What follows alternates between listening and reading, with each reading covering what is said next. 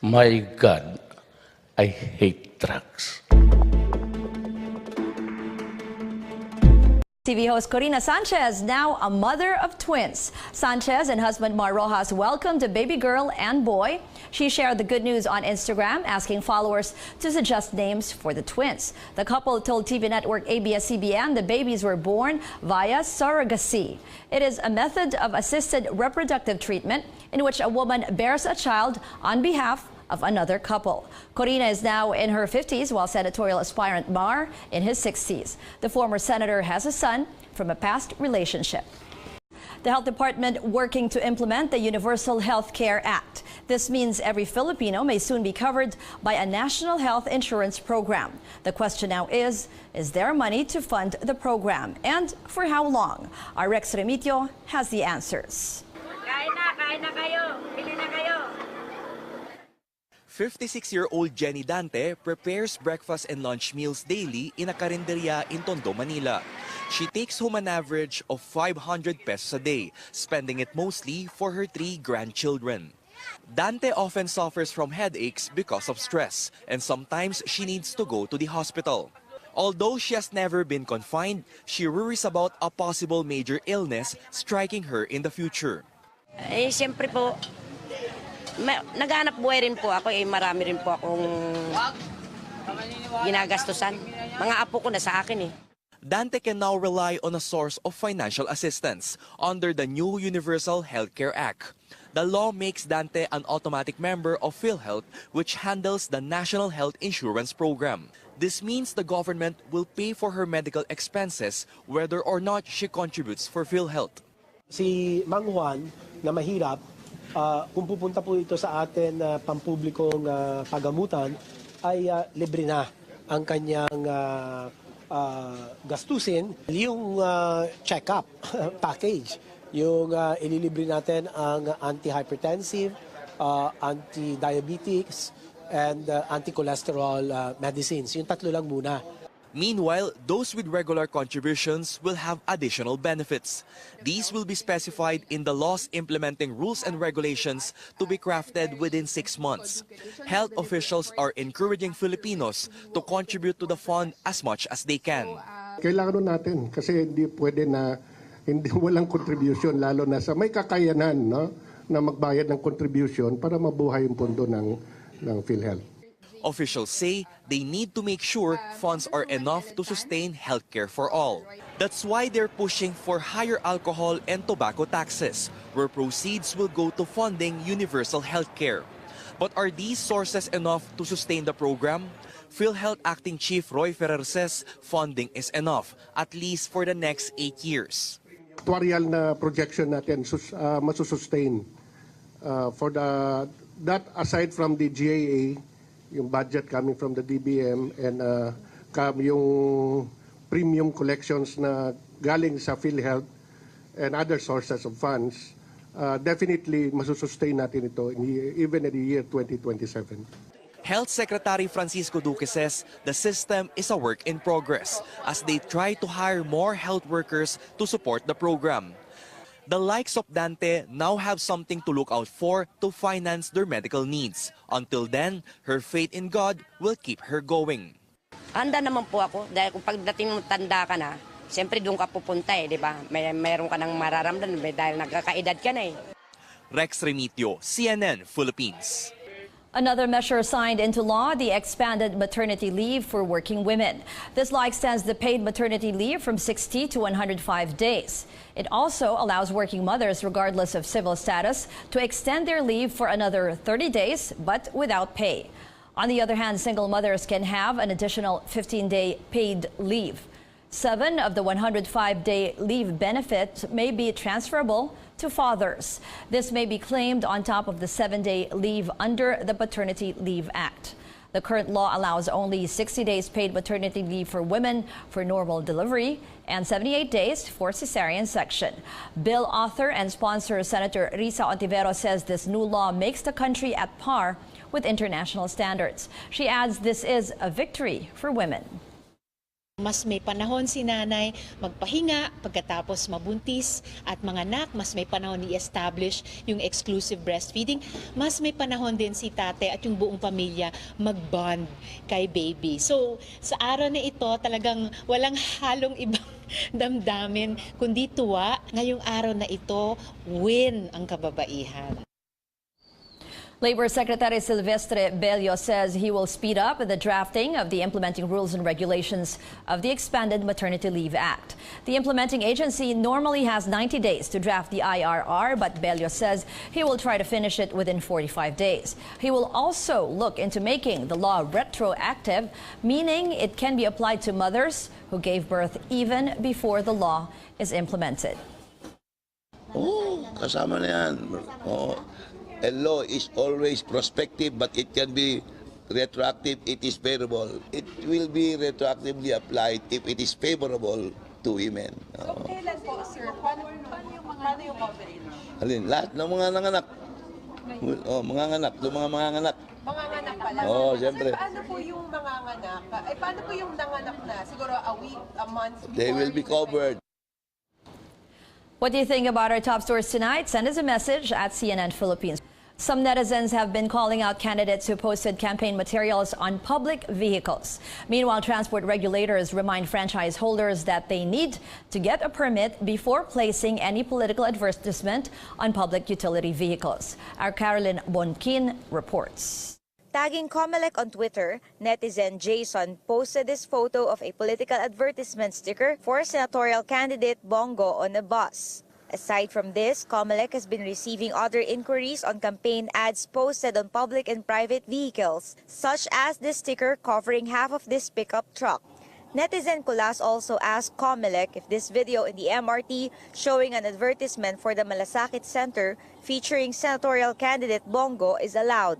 Comelec reminds candidates campaign posters of 2 by 3 feet may only be put at the back of buses. Stickers should not be bigger than 8.5 by 11 inches. Even for private vehicles, campaign materials should not exceed 2 by 3 feet. Comelec Resolution 1048-8 also prohibits placement of propaganda materials in public transport vehicles such as the MRT, LRT, and PNR, government-owned vehicles, and public transport terminals such as airports and train stations. When asked about GOS ads, DOTR Assistant Secretary Goddess Libiran said advertisements which are not related to MRT should be referred to the company handling the display system. CNN Philippines has asked the company as well as Bongo's campaign staff for comment about the Malasakit advertisement on MRT and has yet to receive a response. Meanwhile, Land Transportation and Regulatory Board Chief Martin Delgra reminds franchise holders they need to seek LTFRB permit before posting political advertisements on jeepneys, buses, and other public utility vehicles. Delgra says not doing so would mean violating rules of franchise and would cost them penalty or suspension. So kahit na whether it's a political ad or not, it's actually the same as applying for a advertisement that will be placed on the public utility vehicles. Since it's in the nature of a what you call transit advertisement on public utility vehicle, LTFRB still regulates those type of advertisements. Delgra warns PUV and PUJ operators will face a penalty of at least 10,000 pesos or revocation of franchise if they're caught accommodating political advertisements without LTFRB's permit. Caroline Bonkin, CNN Philippines. The Commission on Elections calls for transparency in political campaigns, especially now that most candidates are spending big on social media. Comelec spokesperson James Jimenez tells CNN Philippines social media-related expenses must be disclosed. Meron po tayong kakayanan na malaman ang lahat ng ads na inilabas para sa kandidato.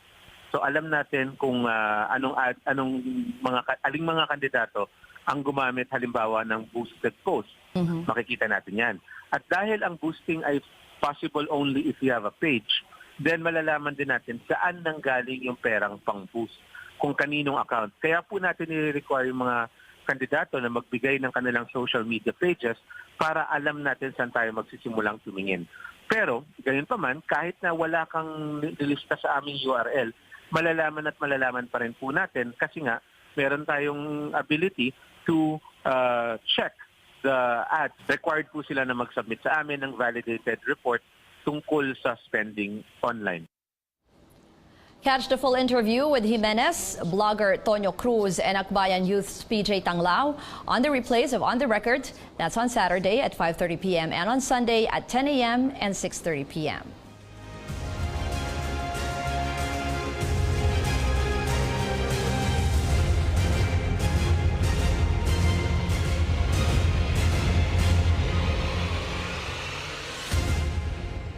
Miss Universe 2018 Catriona Gray gets a warm welcome from fans at her homecoming parade.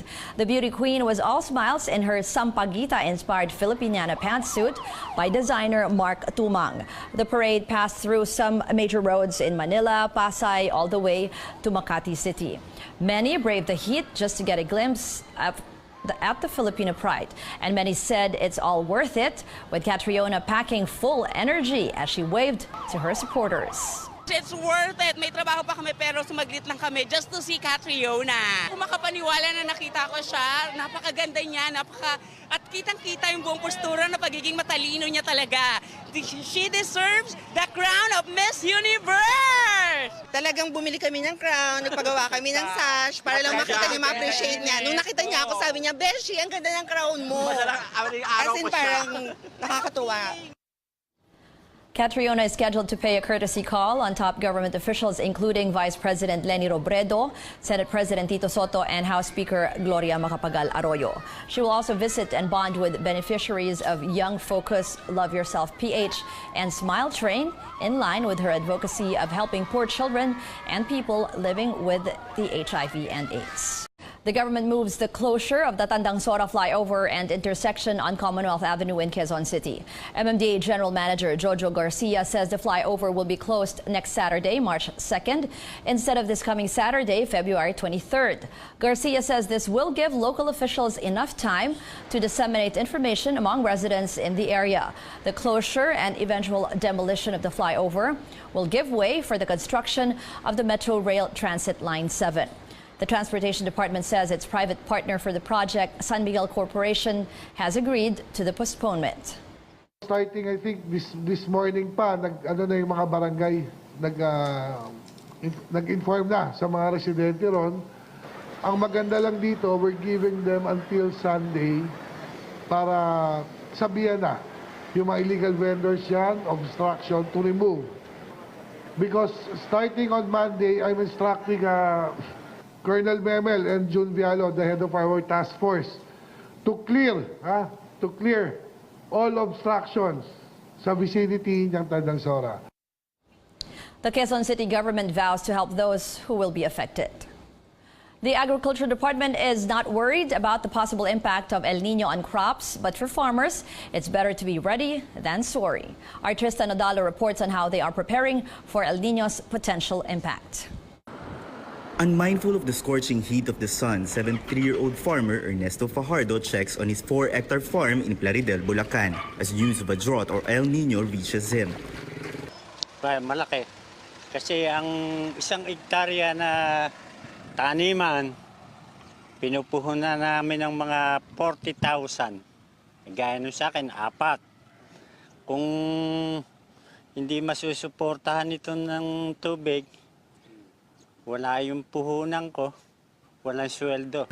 Fajardo says they're not feeling the El Nino yet, but the hot weather and unstable water supply or irrigation have making the situation difficult for farmers. Hindi namin alam kung aanihin namin itong tanim nito. Bakit po? Pagka walang tubig, hindi mag-aani. Now, Mang Ernesto is racing against time to harvest what he can before the drought comes. His farm normally yields 300 sacks of rice. Ito lang kuha nito kung sakali. Dahil dati ganito, gumagapas na kami. Nag-aani na. Ngayon, atrasado. Hindi kami makakapagbungkal pagka walang tubig. His neighbors share the same concern. Halimbawa kapag yung tag-init at talagang pala hindi pa sa gulaw siya na talagang anihin, na hanggang sa antayin lang siya umani, kaya lang ang ani niya hindi masyadong maganda.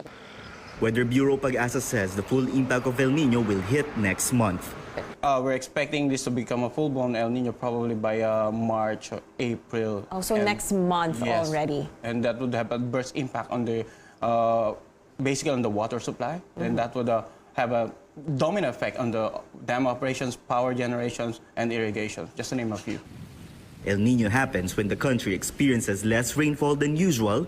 Pag-asa warns this year it will have twice the impact since it will come during the dry season.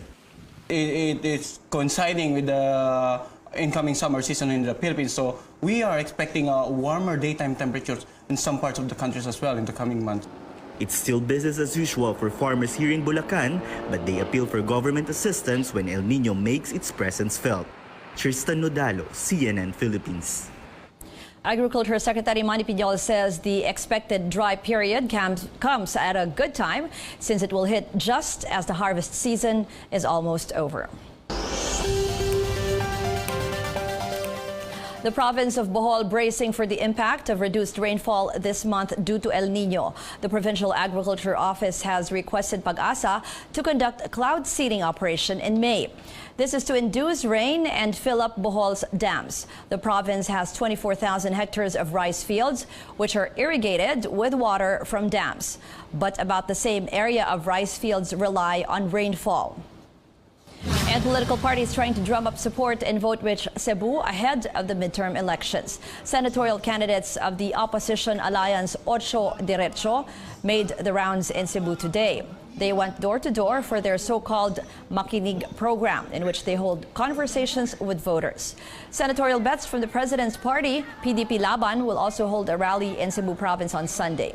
No word yet if they will be joined by other allied candidates. Mr. Duterte will lead the event.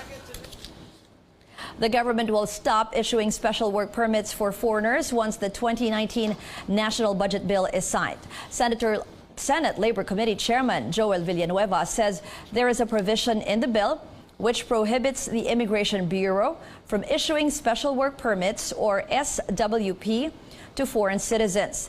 SWPs are issued to foreigners who hope to work in the country for 3 to 6 months. If they want to work beyond 6 months, they are required to get an alien employment permit from the Labor Department and eventually a working visa from the Immigration Bureau.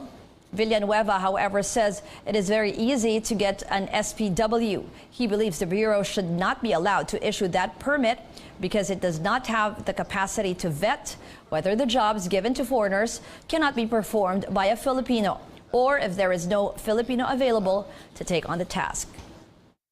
AEPs po ang dapat i-issue. Yun nga po yung ating, yun yung gusto nating mangyari upang masiguro natin, ang tanging dahilan lamang naman po ay para masiguro natin na yung bibigyan ng work permits ng mga banyaga ay yung mga banyaga na magtatrabaho dito na hindi nanakaw ng mga trabaho na para sa ating mga kababayan.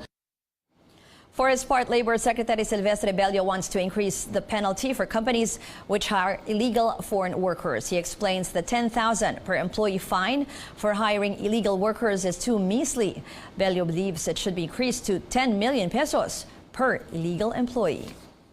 TV host Korina Sanchez, now a mother of twins. Sanchez and husband Mar Rojas welcomed a baby girl and boy. She shared the good news on Instagram, asking followers to suggest names for the twins. The couple told TV network ABS-CBN the babies were born via surrogacy. It is a method of assisted reproductive treatment in which a woman bears a child on behalf of another couple. Korina is now in her 50s, while senatorial aspirant Mar in his 60s. The former senator has a son from a past relationship.